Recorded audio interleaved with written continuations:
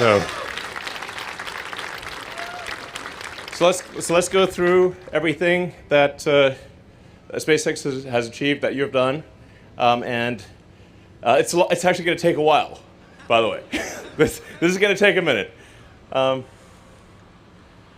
So first of all, with Falcon, we have achieved the most launches of any rocket in a single year ever. So the next best was the Soviet Soyuz, which I think did a little over 60 launches in a year, and we did 96. So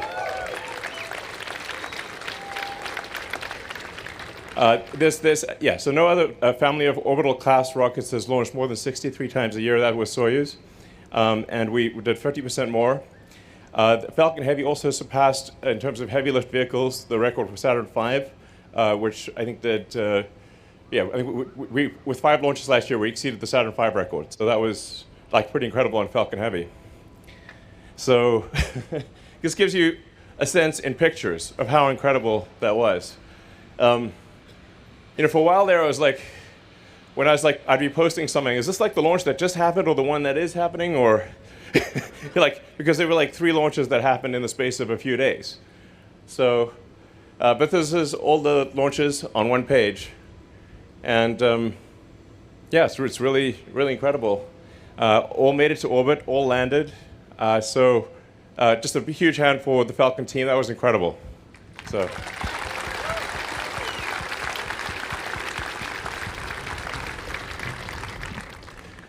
And 2/3 of the missions were Starlink, but 1/3 were for other customers, for NASA, for other communication satellites. So it was a combination of Starlink plus a lot of other missions. So even if you just take the non-Starlink portion of the flights, that was more than any other vehicle last year by a long shot. We launched NASA's Psyche, ESA's Euclid, the X-37B spaceplane, multiple transporter missions. We did missions for OneWeb, Viasat, and we're actually on contract to launch Amazon's Kuiper constellation. And we treat everyone fairly, so just one. And we managed to do 19 flights on a single Falcon 9 booster, which is really incredible. In 3.5 years. And that vehicle that booster did 860 satellites and delivered 260 metric tons to orbit. So it's like, wow. So there's a lot of wows. It's worth, like how long ago was it that we landed a booster? It was actually 8 years ago, in December. Roughly 8 years ago. And since that time, we've landed 260 times. So 260 landings. It's just like, wow. There were a lot of people that said that it couldn't be done. And then there were a lot of people that said, even if it could be done, it's a dumb idea. That it wouldn't pay off. That it wouldn't make sense. But we've shown that, in fact, it is absolutely the right idea. Reusability is the key to a great future in space. It's essential. We need reusability with rockets, just like we have reusability for cars, for airplanes, for bicycles, for horses. Obviously, reusability is essential. And the fundamental invention that is necessary for humanity to become a multi-planet species is a full and rapidly reusable, reliable rockets. It's incredible how much has happened in 8 years. So, I wonder what will things be like 8 years from now? And hopefully I think we will have landed on Mars. And I think we will have sent people to the moon. And maybe if we get lucky, we'll have sent people to Mars within 8 years. The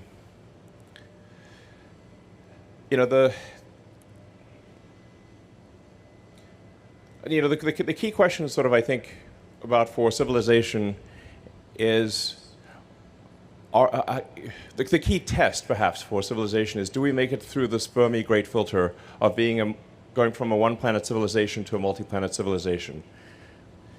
And if we do become a multi-planet civilization, we may go out there to other star systems and discover many long-dead one-planet civilizations. And we don't want to be one of them. That's lame. We don't want to be one of those lame one-planet civilizations. But I think we should always regard civilization as fragile, as not something that, not a situation where there is an inevitable upward trajectory. I mean, I read a lot about history, and if you read history, you see that civilizations are anything but permanent.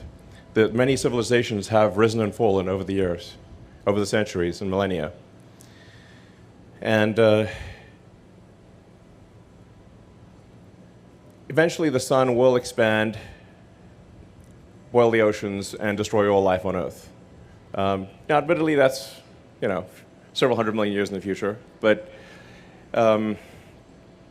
it's only about maybe 10 or 20% of the existence of Earth itself. If Earth is 4.5 billion years old, then another 20% longer, and intelligent life would not have evolved, because it's taken us a long time to get to this point. So, that's really the key test. Do we become a self-sustaining multi-planet civilization while civilization still exists, or don't we? I think that's really the key question. I think we've got a good chance, but it's not a sure thing. That's why time is of the essence. I think we want to make Mars self-sustaining as quickly as possible. It's not just a question of getting people to Mars, but it's getting enough tonnage and equipment to Mars to enable Mars to be self-sustaining. The key test being that if the resupply ships from Earth stop coming for any reason, does Mars die out, or does it continue? That's really the fundamental threshold to pass the Fermi paradox great filter. And the Fermi paradox is, where are the aliens? If life is common, if intelligent life is common, shouldn't we see a lot of evidence of it? Now, I get asked a lot about, aliens, actually. And I usually say I am one. Well, actually, I used to be, according to, Homeland Security. It's an alien registration card, literally. I was like, okay.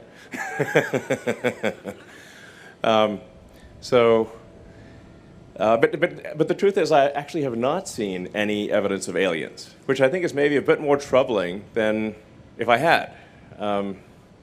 I have not seen any, and I'd be on it, and you can pretty much guarantee that I would post about it instantly, okay? I was like, yep, we got one. This is a spaceship for sure. But I have not seen anything. So that leads me to think that we're more likely to be a tiny candle of consciousness in a vast emptiness, a vast darkness. That the civilization that we have is really just this very, very small candle in a vast darkness, and we just must do everything possible to ensure that that candle does not go out. Yeah. Anyway, I think we can do it. So, but we need to move fast, because you just never know. I mean, there could be, at any given point, like Stephen Hawking actually, I believe, said that he thought there was like roughly a 1% chance in any given century of civilization ending. That was his rough estimate. I think it actually might be higher than that. So we just want to go there fast. So this is getting back to Falcon 9, back to reality. These are all the launches we've done. And you can see how the cadence of launches has rapidly increased over time.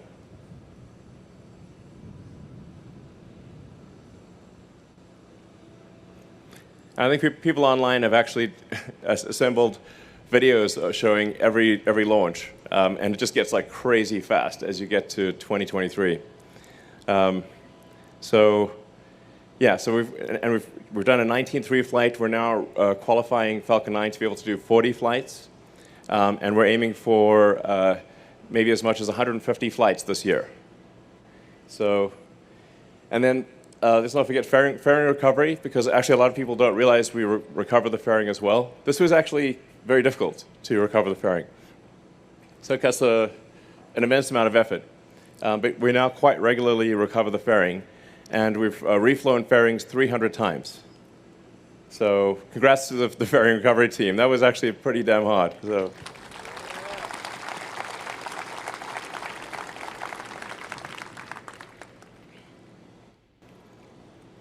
Oh, and then of course we do operate basically a small navy.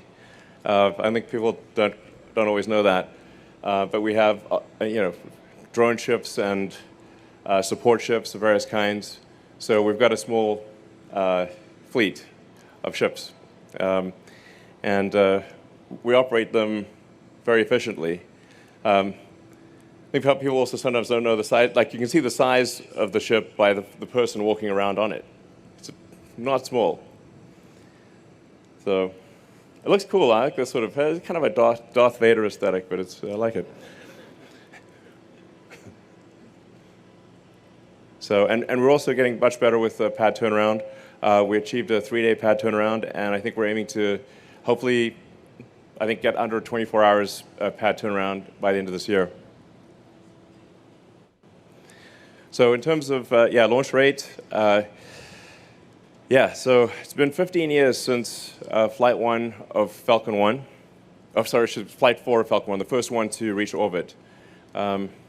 So 15 years since we got anything at all to orbit.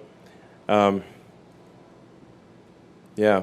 now we're aiming to have 150 flights or thereabouts this year. So, and these are big rockets at this point. Falcon 1 is a little rocket. In fact, when I see Falcon 1 right now, I was like, man, I think I'd probably tuck that under my arm and just take it home with me. It was like launch it in the backyard or something. It looks so cute. But at the time, Falcon 1 did seem like it was extremely difficult. It took us 4 flights to reach orbit. And it did seem kind of big at the time, but now it's like an adorable thing. So the most profound metric, or the metric that really describes the magnitude of what SpaceX achieved in 2023 is the mass to orbit number. So, and you can see the incredible change just year over year. So 2021, we're slightly below rest of world. 22, we, roughly doubled what the rest of the world did. And last year, we were 80% of all mass to orbit. So when rest of the world, we mean like the rest of US industry, Europe, India, China, Japan, everyone. So there's not a lot of industries where a company is doing like 80% of everything. And then what's really mind-boggling is that number should increase by 50% this year.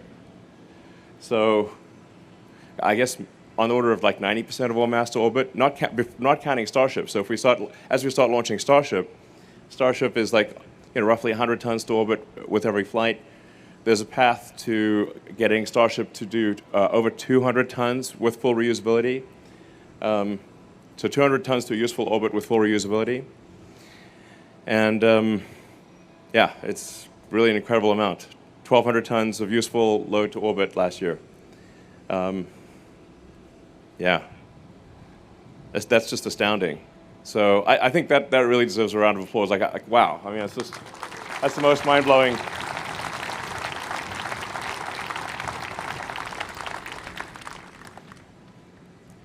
And the rate of increase is just astonishing. Now, these numbers will actually look very small in the future. In order to build a city on Mars, we'll need to be kind of in the million-ton to orbit range.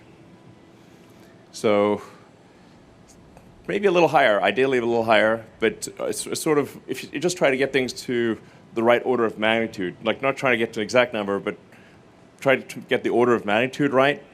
I think it's on the order. It's roughly 1 million tons to Earth orbit. That'll get you roughly 200,000 tons to the surface of Mars. So roughly, approximately 20% of whatever you get to Earth orbit, you can get to the surface of Mars. And figure like maybe we need at least 1 million tons of useful load to the surface of Mars for it to become self-sustaining. That self-sustaining threshold is actually a very tough threshold to meet, because even if you're missing a tiny thing, then eventually that Mars will die out. So you've got to be able to not just build, for example, computer chips, but you need to be able to build computer chip factories. Because if you can't build computer chip factories, the factory that you do build will eventually break down, and then you will have no chips, and then that's it. So it's kind of like a long sea voyage, where if you're just missing vitamin C, yeah, you'll cruise on for a while, but then your teeth will fall out and you'll die. So that was a real problem in the old days.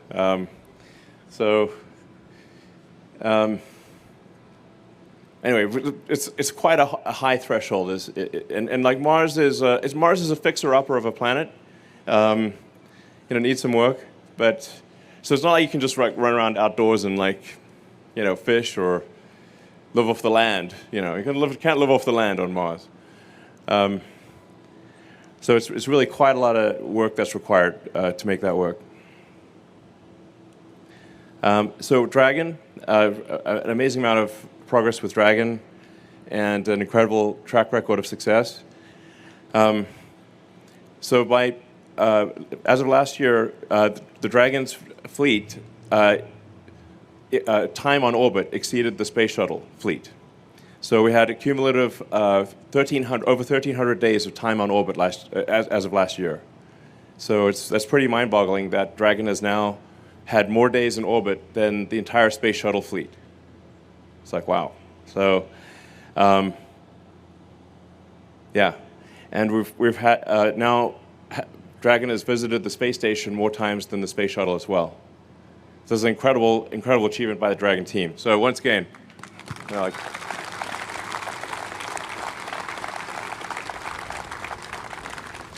as I was saying, this really has been an incredible, 2023 was like maybe the best year in the company's history. I mean, it was the best year in the company's history, actually. So there's a lot of great things to go through. I'm not one who gives out false praise. So it's really mind-boggling what you've achieved. So all of the missions last year used a flight-proven Dragon. These Dragons are all flown before, and this year we're looking to fly maybe 7 or 8 Dragon missions. So it's really been, fantastic success by the Dragon team.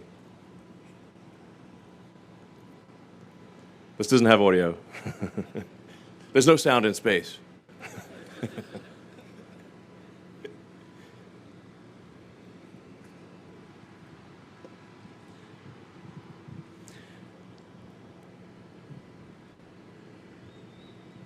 Yeah, that's a great looking spacesuit, and in Dragon interior.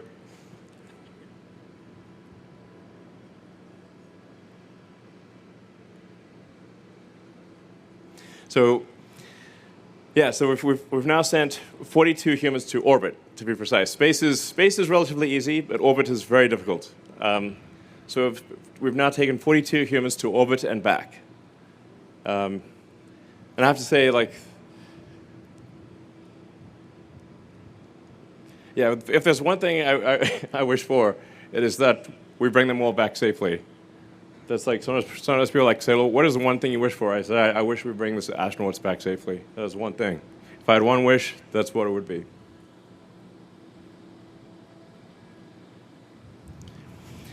So we also have now completed a second crew arm in Florida.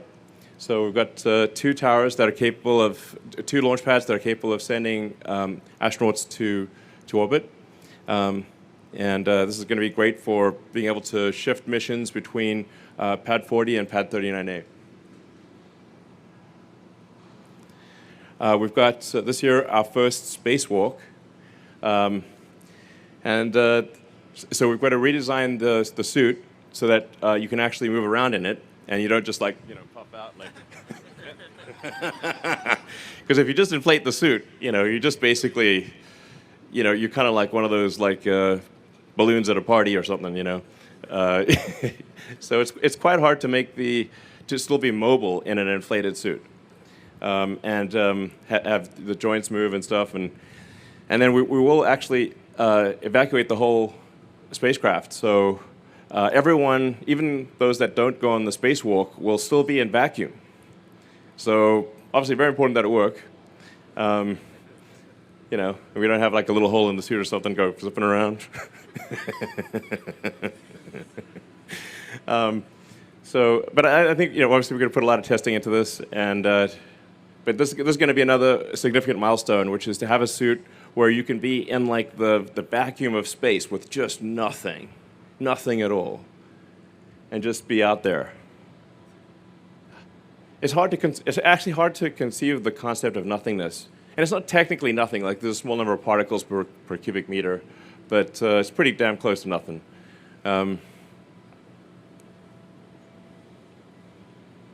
If you lose too much air, too much oxygen, that's it. There's no place to get oxygen from. So, like an airplane, even at high altitude, can increase the pressurization pumps and get more atmosphere because it's in the atmosphere. Dragon springs an oxygen leak, and that oxygen leak is too significant. There is no place to get oxygen. You're just going to die. So the requirements for getting everything perfect are insane. Everything's got to be absolutely perfect to work. We did not, evolve to live in space, obviously. So it's a tough one. But this is really going to be another great milestone, is to actually be able to have someone floating out there, in the vacuum of space, and come back. And we do want to actually have a spacesuit that you can walk around in, because if you're on the moon, you want to be able to walk around on the moon, walk around on Mars. So having a high mobility spacesuit that actually isn't crazy expensive, ideally, and that you can walk around in comfortably is a big deal. It's actually an important thing that needs to be developed. And ultimately made in large numbers. Because if we send, say, 1 million people to Mars, then that's 1 million spacesuits, or 1 million Mars suits that you need. So we'll have to make a lot of these things.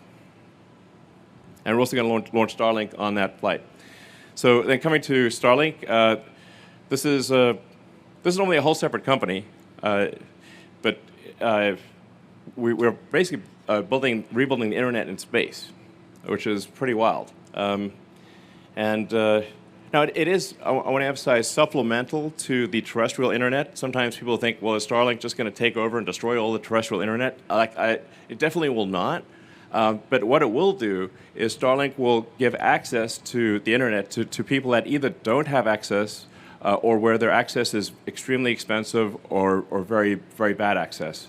So this is a massive enabler for enabling people in remote locations to learn anything. Like you can basically learn almost anything for free on the internet right now. Like for example, MIT has all of its lessons on YouTube. You can learn almost anything if you've got an internet connection. But if you don't have an internet connection, you're limited to, I guess, maybe you got some books or something, but not. Basically Starlink is a game changer for improving people's quality of life around the world.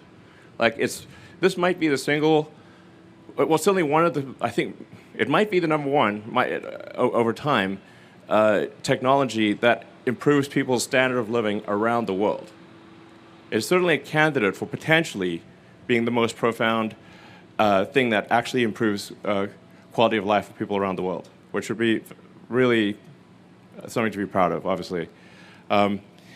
So, let's see, and we're now introducing the V2 minis. So this is next generation satellites that we've introduced into the constellation. And these are twice the capacity of last year, so from 88 terabits per second to 165. And our goal, the biggest single goal for Starlink from a technical standpoint is to get the mean latency below 20 milliseconds. So that would, that actually makes, it's for immediacy of, for actually the quality of internet experience, this is actually a really big deal. Also, if you play video games like I sometimes do, this is also important. Otherwise, you lose. So, so this is, anyway, so that's actually a very, very hard problem. But because we're a low Earth orbit constellation, the speed of light is where do you think the speed of light is? 300 kilometers per millisecond. So if we're at 550 kilometers, think of it like roughly 2 milliseconds up, 2 milliseconds down. So if you go up, down, so 8 milliseconds speed of light limitation. And then almost everything else we can actually address. Like we can't go faster than the speed of light yet, you know, but yeah, probably ever. But we can get the rest of the time, I think, below 10 milliseconds, and so then basically it'll be more responsive than ground internet in most cases, which is really what we're after here. So yeah, this is really amazing work. We also have now launched the argon Hall thrusters, which are very low cost and use argon, which is plentiful. So we've gone from using krypton, which is not that rare. I mean, if Superman did come here, I'd be like, you can get some krypton, you know, and squirt gun or something like that. And okay, now what?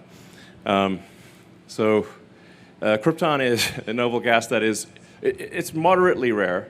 But we would actually be using a huge percentage of the world's krypton if we were launching that with the Gen 2 satellites. And so we moved to argon. And argon is actually extremely plentiful. In fact, right now you are breathing approximately 1% argon. So argon is, there's a lot of argon. But this is really I think the first significant argon Hall thruster, and certainly by far the most cost efficient and the most power efficient. And it was a really great job by the Starlink team to create this thruster. And many other upgrades to the, then there's the in-space laser stuff. I mean, so this is by far, I think we've now sent at least 1,000 times more data, maybe 10,000 times more data over laser links in space than any other system before. I think we'll soon be like 1 million times more data transferred, maybe more than that, through the Starlink laser interconnects between the satellites. So we now have 9,000 active space lasers. So sort of vaguely reminds me of Dr. Evil, you know, lasers from space. Actually, well, I guess I made that joke a long time ago. It's like Dragon does have LiDAR. It has like a laser for you know, docking with the space station. So it's like dragons with lasers. I mean, like that would be better than sharks with lasers. And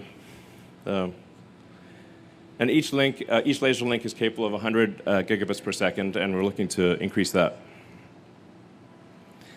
So let's see. This is an animation of all the places where Starlink is active.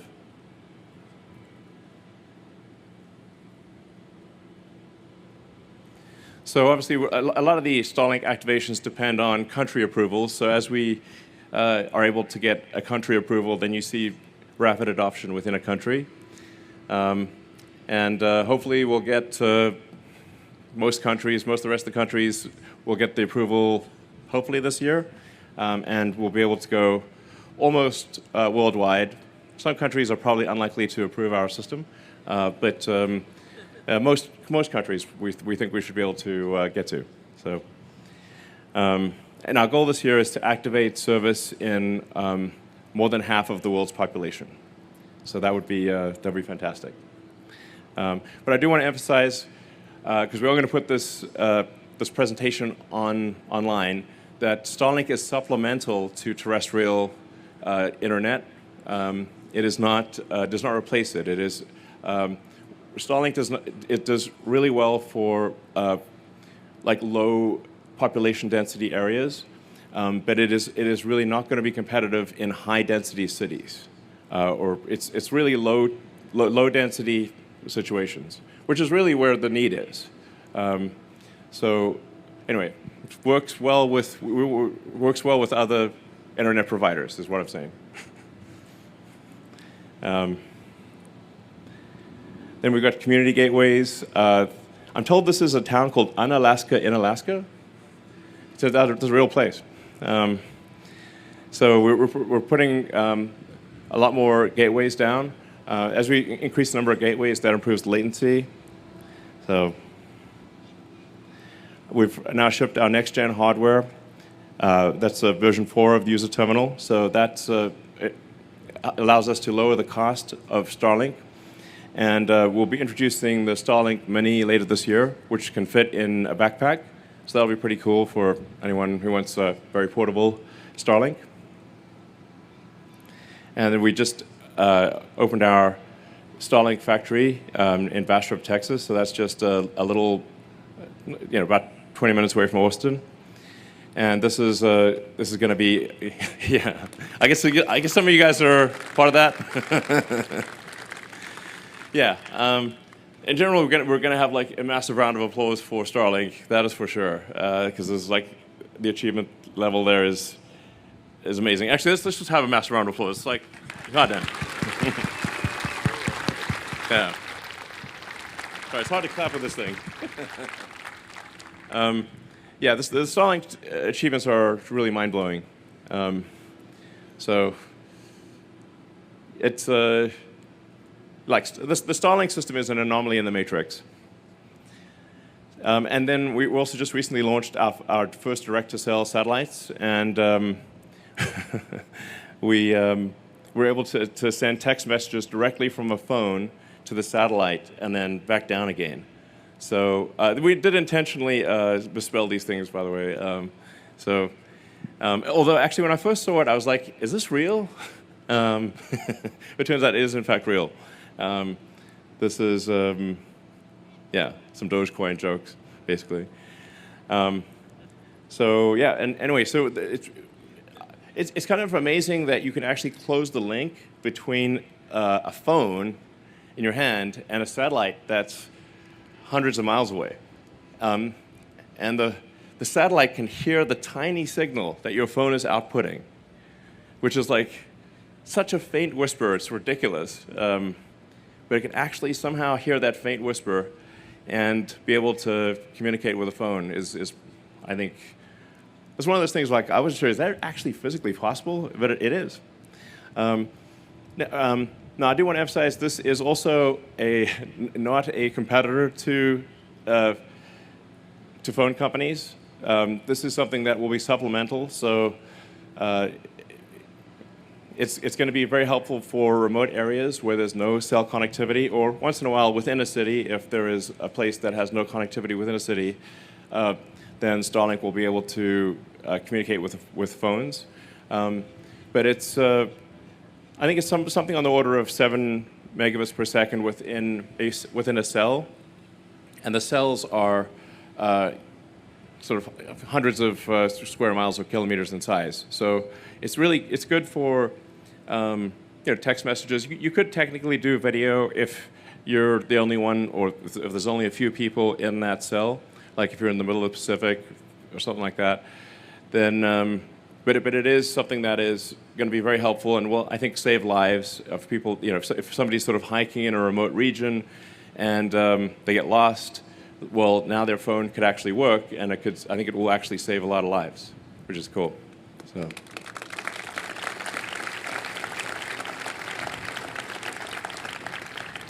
And then we have 7 announced partnerships. So we've got T-Mobile in the US, Rogers in Canada, Optus in Australia, One New Zealand, Salt in Switzerland, KDDI in Japan, and Entel in Chile and Peru. So, and we expect to announce a number of other telco partnerships this year. So this is definitely something where we're, again, in partnership with telcos. I just basically don't want telcos to get really mad at us. That's what I'm saying. we want to support the telcos. And then, of course, yeah.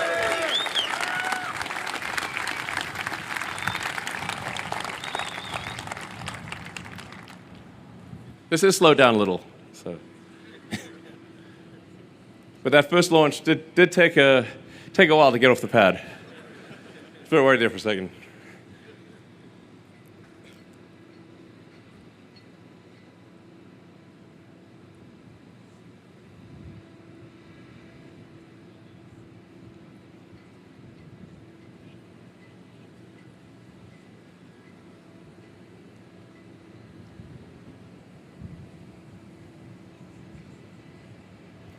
I mean, when that took off, I was like, wow, I can't believe it took off.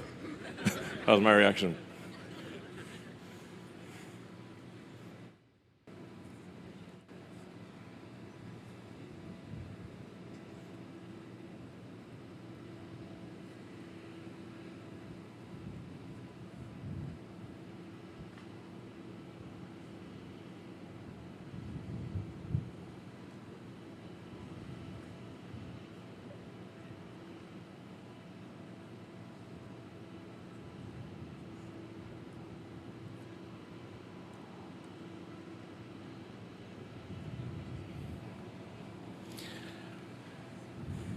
So I think it's incredible that we took off twice last year. I mean, even though I've been very closely involved with the Starship program from the beginning, and actually, like, I lived out here. This is my primary residence for 3 years. This used to be a sandbar, basically, what we're looking at here. And now it's got an advanced rocket factory and a gigantic launch pad, and we've got a whole bunch of rockets out there. But I'm still amazed that it actually got put together and it took off. I'm like, wow. I mean, the Starship is more than twice the thrust of a Saturn V. It is by far the biggest flying object ever made. And with some upgrades down the road, it'll actually be, I think, probably over 20 million pounds of thrust. And Saturn V is 7.5. So it'll end up being 3 times the thrust of Saturn V. And it's going to fly a lot. It has to fly a lot.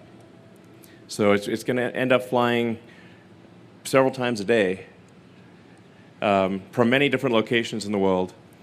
And I think there's a pretty good chance that it does Earth-to-Earth transport as well. Because the fastest way to get from one place to another on Earth is, to get from here to the other side of Earth is an intercontinental ballistic missile. But just make sure you delete the nuke and add the landing part. Basically, that's the fastest way to get somewhere. Yeah, wow. And then between Flight 1 and 2, we made a number of massive upgrades. So there was obviously a massive upgrade to the launch pad. So we've got like our mini Niagara Falls here. I mean, the water pressure is so much that if it went straight up, it would actually destroy the rocket. That's how much water pressure it is. So it's like, wow. And it worked. Actually, went and looked at one of the first things I went and looked at after the second launch was to check out the launch pad, because obviously after the first launch we dug a pretty big hole, and honestly it looked like it looked like there was no damage at all. Like you could just launch again basically for the pad itself. So it's great work by the team to radically improve the launch pad overnight. Yeah.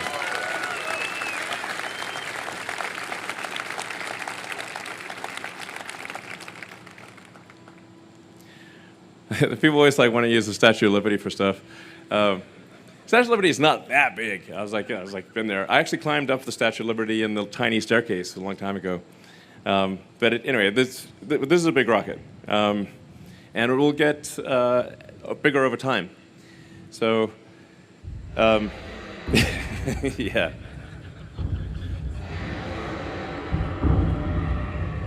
So that's, I don't know if you guys watched Kong versus Godzilla.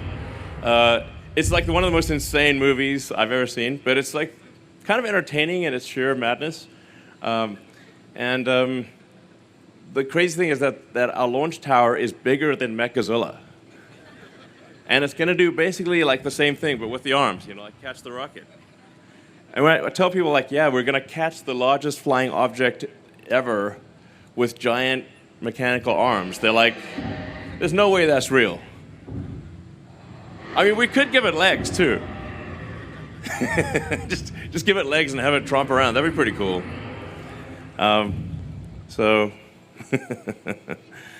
and then we're also going to build a second tower. Yeah.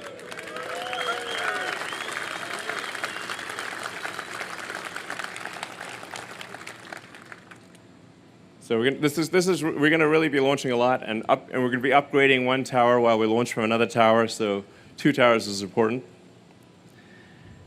And there are actually so many upgrades between Flight 1 and 2 that it would actually take like hours to go through them all. But one of the biggest upgrades was going from hydraulic to electric actuation of the engines. So that actually saved a lot of mass and complexity. So yeah, the electric TVC. I mean, it was just this is one of the biggest upgrades. We also massively upgraded the heat shield. The engines themselves were massively upgraded. Literally everything on the rocket was like there might have been thousands of upgrades between Flight 1 and 2. So really gigantic improvement between Flight 1 and 2, and also obviously many improvements between Flight 2 and 3. And then we've got a whole development plan to, like I said, ultimately get to a fully reusable rocket that does over 200 tons to orbit on a regular basis. Full reusability. Yeah. Hot staging.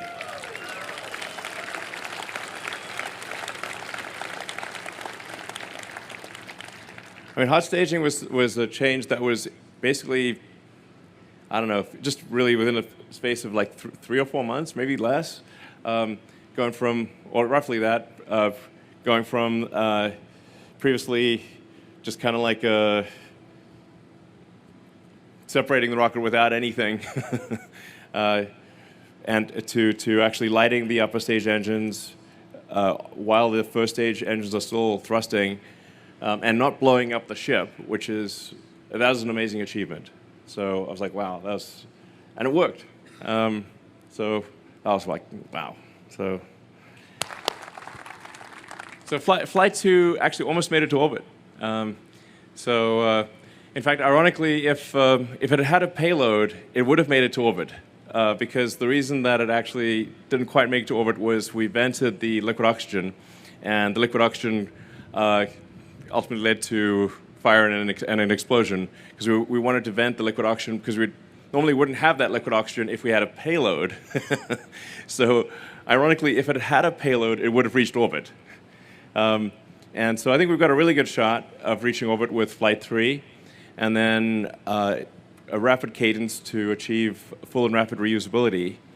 And I mean, kind of the mind-blowing thing is, like, there is an actual path that we are on to make life multiplanetary. Can you friggin' believe that? Like, what?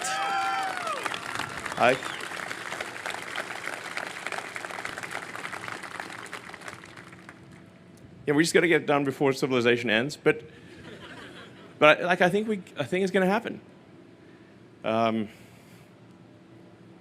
Yeah, right here.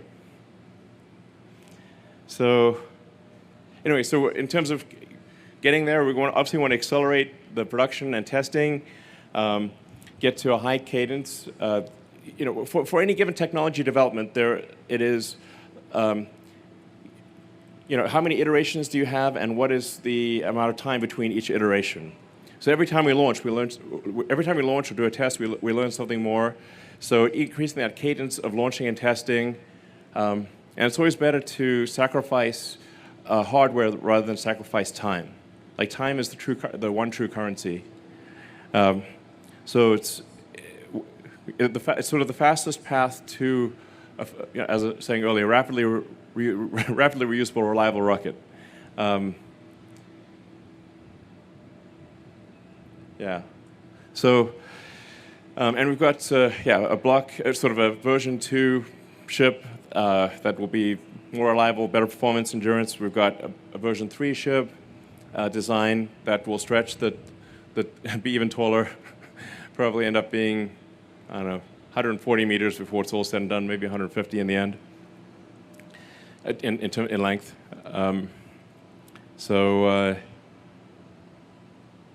Yeah.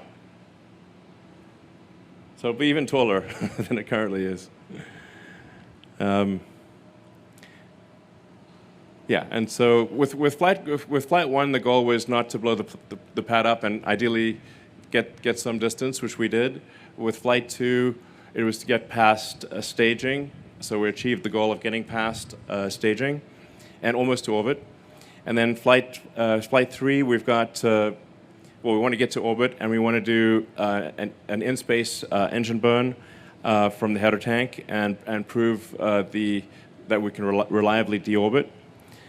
We want to do a tipping point header domain propellant transfer. This is important for the NASA Artemis program. And we want to also demonstrate the payload door for the sort of PEZ dispenser for delivering the Starlink, the V2 non-mini, actually probably V3 technically, but the really giant satellites to orbit. Yeah. So, like I said, the mass orbit ultimately of Starship will be, over time, I think millions of tons of payload to orbit. So, compared to present day mass to orbit, it'll be more than 1,000 times. More than 1,000 times greater than mass to orbit currently. That's what it will be eventually, or it needs to be.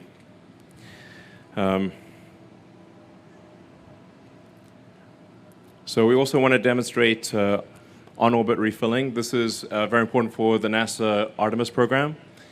So we're very proud to be part of the NASA Artemis program.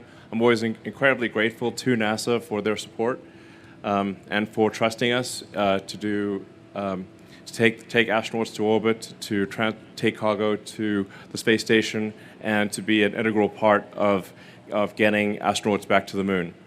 One of the other questions I get a lot is, did we really go to the moon? I've gotten that from a lot of people, and I'm like, yes, we went to the moon. More than once, in fact. But the crazy thing is that it's been over half a century since we last went to the moon. So, I think maybe that's what causes people to be skeptical. Like, how come we can't go to the moon now? It was 66 years from the first controlled powered flight of the Wright brothers in 1903 to landing on the moon in 69.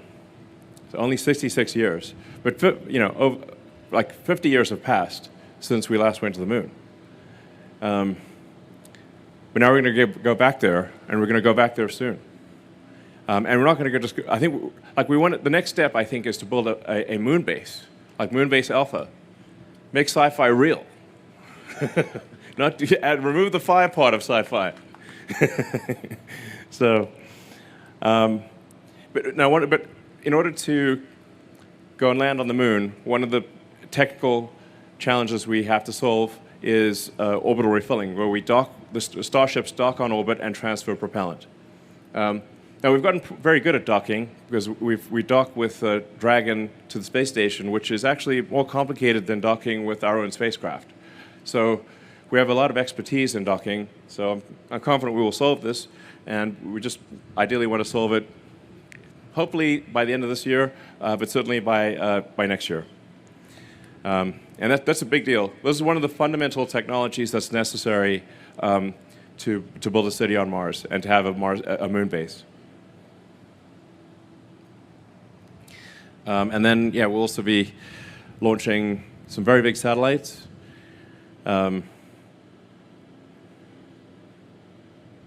World's biggest PEZ dispenser.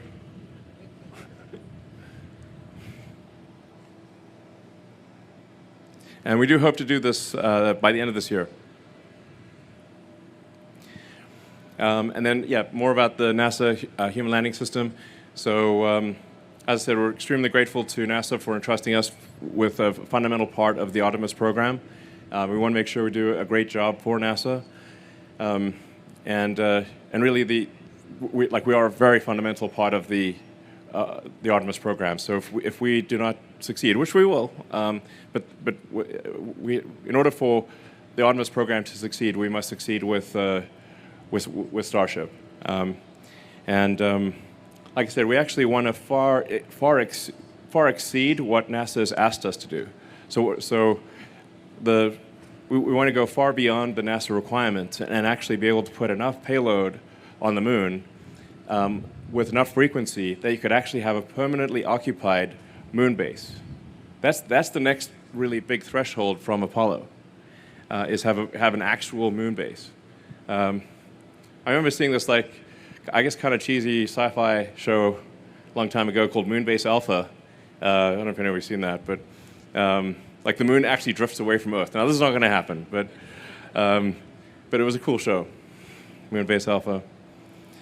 But we need a real Moonbase Alpha, and we're going to do it.